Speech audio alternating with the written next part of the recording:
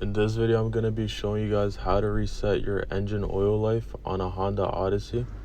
There's two ways to do it. The first way would be from the screen. First thing you want to do is click on the settings button, and then you're going to use the scroller until you get to vehicle settings,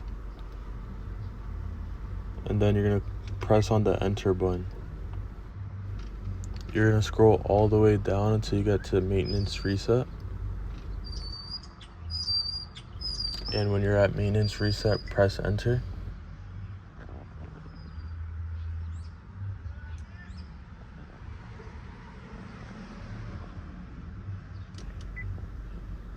Then you're going to click enter again, and then click enter to reset. And then you're going to scroll to where it says reset. And then you're going to hit enter again.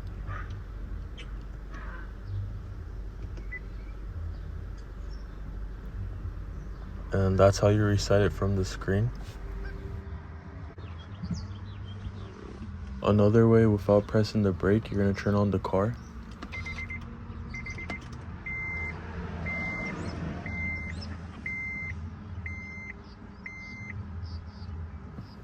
Then you're going to press the little button on the odometer until you get to the oil life. Then you're going to hold the button down for about 10 seconds until it starts flashing.